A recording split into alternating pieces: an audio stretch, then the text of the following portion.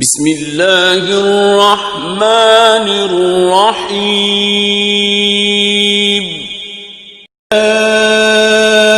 ایہا الذین آمنوا قوا انفسکم واہلیکم نارا وقودها الناس والحجارة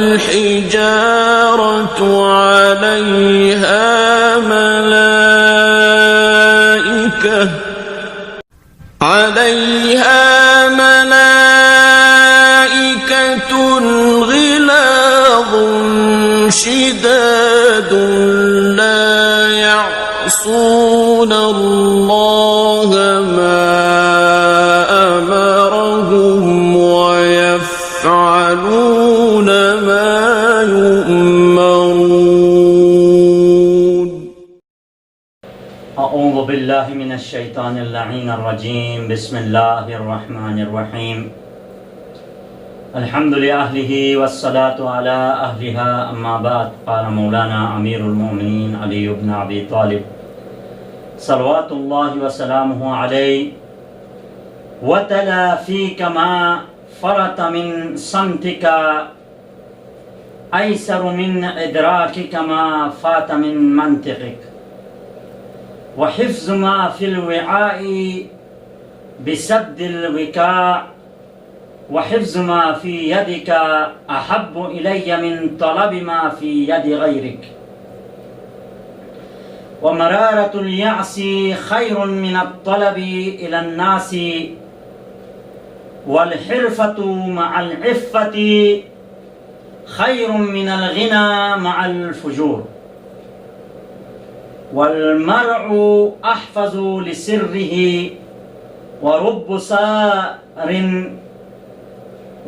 سار فيما يضره من اكثر احجر ومن تفكر ابصر قارن اهل الخير تكن منهم وباين اهل الشر تبن عنهم بئس الطعام الحرام والظلم الضعيف أفحش الظلم إذا كان الرفق خرقا كان الخرق رفقا. صدق مولانا امیر المؤمنین علی بن ابی طالب صلوات اللہ وسلامہ علیہ. سامعین و ناظرین کرام، سرنامہ کرام میں مولا کائنات امیر المومنین کے مکتوبات میں سے مکتوب نمبر 31 کے چند کلمات حسب دستور تلاوت کرنے کا شرف حاصل ہوا. مولا کائنات امام حسن مجتبیٰ کو مخاطب ہو کر ارشاد فرما رہا ہے: وَلَا وَتَلَافِيكَ مَا فَرَطَ مِن صَمْتِكَ. بے محل خاموش کا تدارک بے موقع گفتگو سے آسان ہے. برتن میں جو چیز ہے، جو شے پائے جاتا ہے، اس کی حفاظت یوں ہی ہوگی کہ منہ بند رکھو. اگر برتن کا منہ شدت سے صحیح معنوں میں بند رکھو گے تو اس برتن کے اندر جو چیز پائی جاتی ہے اس کی حقیقی معنوں میں حفاظت ہوگی. اور جو کچھ تمہارے ہاتھ میں ہے اس کو محفوظ رکھنا دوسروں کے آگے دست طلب بڑھانے سے مجھے زیادہ پسند ہے. مولا کائنات فرما رہا ہے: احب الی من طلب ما فی ید غیرک. یعنی دوسروں کے ہاتھوں میں جو مال ہے اس مال کو طلب کرنے سے اپنے پاس جو ہے اس چیز کی حفاظت کرنا میرے نزدیک پسندیدہ عمل ہے. یاس کی تلخی سہ لینا لوگوں کے سامنے ہاتھ پھیلانے سے بہتر ہے. والحرفۃ مع العفۃ خیر من الغنى مع الفجور. پاک دامنی کے ساتھ محنت مزدوری کر لینا فسق و فجور میں گری ہوئی دولت مندی سے بہتر ہے۔ لہو و لعب کے ذریعے سے، فسق و فجور کے ذریعے سے کمائی ہوئی دولت سے غریبی جو عفت اور پاک دامنی کے ساتھ رہے وہ بہتر ہے مولا کے نزدیک۔ پھر مولا کائنات فرما رہے احفظ لسرہ والمرء احفظ لسرہ، انسان خود ہی اپنے راز کو خوب چھپا سکتا ہے۔ انسان اپنے نفس کے بارے میں دوسروں کے زیادہ خود زیادہ جانتا ہے۔ اپنے نفس کے بارے میں قرآن کا حکم یہی ہے کہ انسان اپنے نفس کے بارے میں دوسروں کے نسبت زیادہ جانتا ہے۔ تو جس طرح انسان اپنے بارے میں زیادہ جانتا ہے، اسی طرح انسان اپنی راز کو دوسروں کے نسبت خود زیادہ چھپا سکتا ہے۔ بہت سے لوگ ایسی چیز کے لیے مثال دیتے ہیں جو ان کے لیے ضرر رساں ثابت ہوتی ہے۔ جو زیادہ بولتا ہے وہ بے معنی باتیں کرنے لگتا ہے۔ پھر اس کے بعد مولا کائنات فرماتا ہے قارن اہل الخیر تکن منہم، نیکوں سے میل جول رکھو گے تو تم بھی نیک ہو جاؤ گے۔ یہاں پر ہمیں ایک درس ملتا ہے اور ہمیں بطور تربیت اپنے اولاد کے لیے، اپنے اسرہ کے لیے بھی مولا کے اس جملے کو بطور نصیحت بیان کر سکتے ہیں۔ وہ یہ ہے کہ جتنا ہو سکے آپ اگر اچھے لوگوں کے ساتھ، اچھے کردار والوں کے ساتھ، معاشرے میں جن کو اچھے کے عنوان سے پکارا جاتا ہے ان کے ساتھ رہو گے تو آپ بھی کیا ہے نیک ہو جاؤ گے۔ کیونکہ نیک بندے کے ساتھ رہنا، اس کے ساتھ اٹھنا بیٹھنا، اس کے ساتھ میل ملاپ رکھنا، یہ اس کی جو اچھی صفات ہے وہ صفات آپ میں بھی کیا ہے منتقل ہو سکتی ہے۔ دوسرے جملے میں مولا کائنات فرماتے ہیں بروں سے بچے رہو گے تو ان سے محفوظ رہو گے۔ جو معاشرے میں برے لوگ ہیں، ہم اپنے بچوں کو بھی یہ نصیحت کر سکتے ہیں کہ برے لوگوں کے ساتھ نہ رہو، یعنی برے لوگوں کے ساتھ بچ کے رہو گے تو آپ ان کی برائیوں سے بھی بچو گے، ان برے لوگوں سے بھی بچو گے۔ یعنی اپنے آپ کو بچانے کا ایک طریقہ مولا کائنات نے یہ بتایا کہ برے لوگوں کے ساتھ نہ رہو، ان کے ساتھ میل جول، ان کے ساتھ آنے جانا، رفتار و گفتار ان کے ساتھ نہ رہو گے تو آپ ان سے بچ جاؤ گے اور ان کی برائیوں سے بھی بچ جاؤ گے۔ اس کے برعکس اگر اچھے لوگوں کے ساتھ رہو گے، اچھے لوگوں کے ساتھ اٹھنا بیٹھنا آپ کا ہوگا تو آپ کے اندر بھی ان کی اچھائیاں، ان کی اچھی صفات کیا ہے منتقل ہو جائیں گی۔ اس کے آگے مولا کائنات فرماتے ہیں بئس الطعام الحرام والظلم الضعیف افشح الظلم، بدترین کھانا وہ ہے جو حرام ہو، اور بدترین ظلم وہ ہے جو کسی کمزور اور ناتواں پر کیا جائے۔ بس یہاں پر ہمیں مولا کائنات کے اس جملے سے یہ درس ملتا ہے کہ حرام جو کھانا ہے وہ دنیا کے اندر جتنے بھی کھانے والی چیزیں ہیں، اشیاء ہے، ان سب سے بدترین کھانا حرام کھانا ہے۔ بس کوشش کیا جائے کہ اپنے آپ کو، اپنے اسرہ کو، اپنے اولاد کو حرام کھانا کھلانے سے اور حرام کھانا کھانے سے روکا جائے اور کھلانے سے رک جائے۔ اور بدترین ظلم وہ ہے جو کسی کمزور اور ناتواں پر کیا جائے، اس سے بھی کیا ہے اپنے آپ کو بچا کر رکھے۔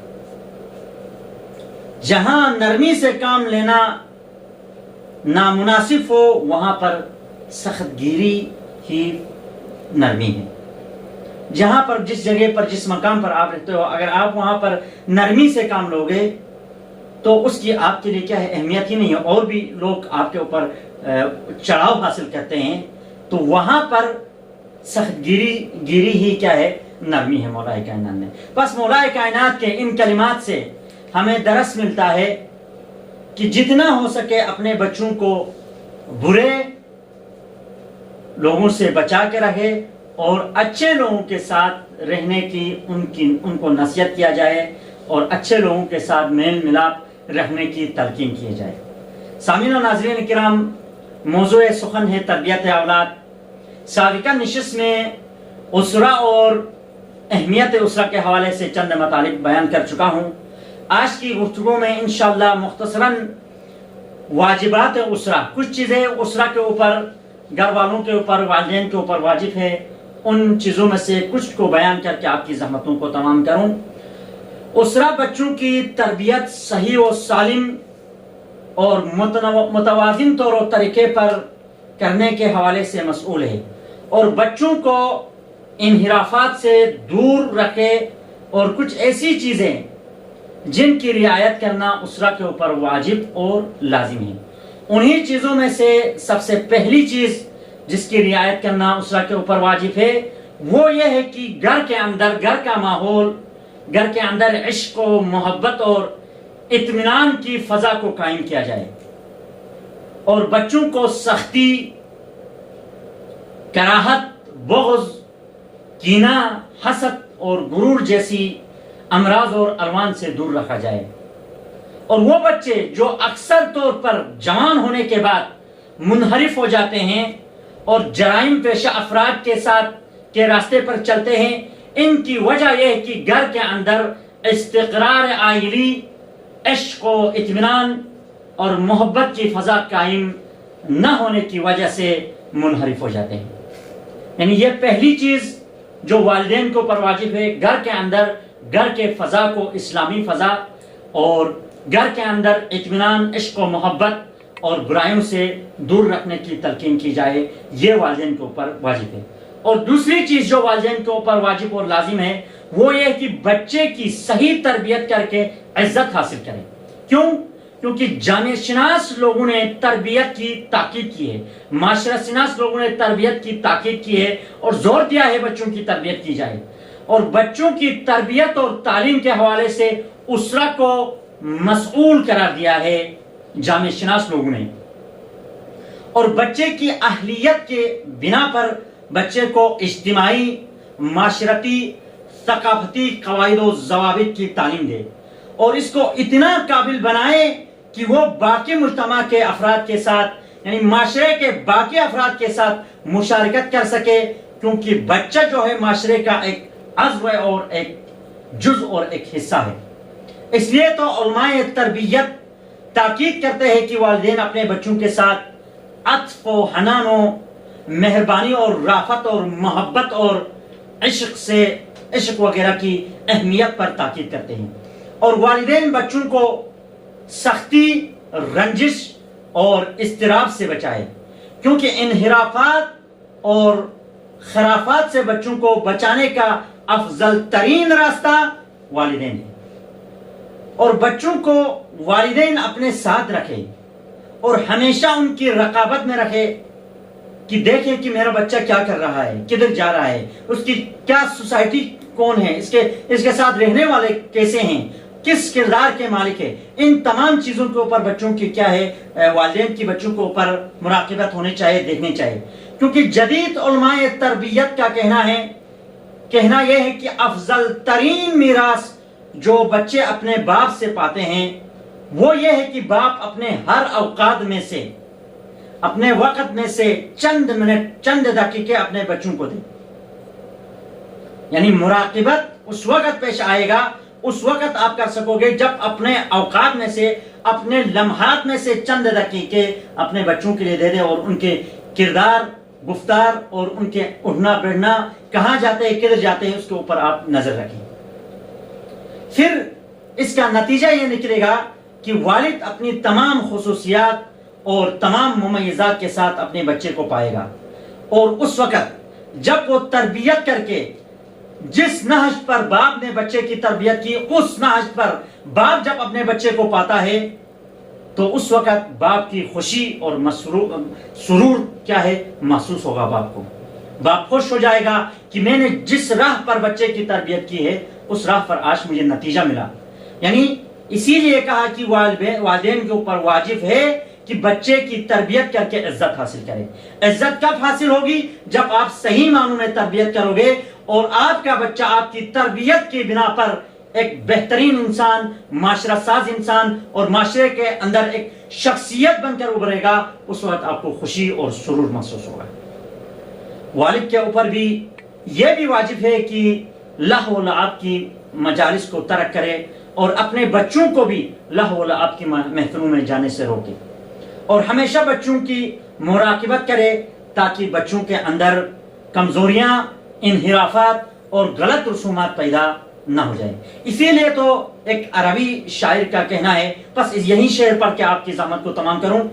کہتا ہے کہ لیس الیتیم من انتہا ابواہ من ہم وخلفاہ ذلیلا ان الیتیم هو الذی تلقى له اما تخلت او ابا مشغولا. یعنی یتیم وہ نہیں جس کا والد نہ ہو، یعنی جس کا والد فوت ہو چکا ہے اس کو یتیم نہیں کہا جاتا ہے اس شاعر کے بنا پر، بلکہ یتیم وہ ہے جس کے والدین ہو مگر ماں خلوت اور تنہائی میں رہنا چاہتی ہے، بچے کی طرف دیکھنا نہیں چاہتی ہے اور باپ ایسا ہے مشغول ہے اور بچوں کے لیے وقت نہ دے دے. تو حقیقت میں وہ بچے یتیم ہیں جن کے والدین بچوں کے لیے ٹائم نہیں دیتے. انشاءاللہ آنے والی نشست میں واجبات والدین میں سے، واجبات اسرہ میں سے تیسری چیز کی طرف اشارہ کروں گا. بس یہیں پر اکتفا کرتے ہیں. پاک پروردگارہ ہمیں حقیقی معنوں میں تربیت کرنے اور اپنے بچوں کی مراقبت کرنے کی توفیق عطا فرما. وآخر دعوانا ان الحمدللہ رب العالمین.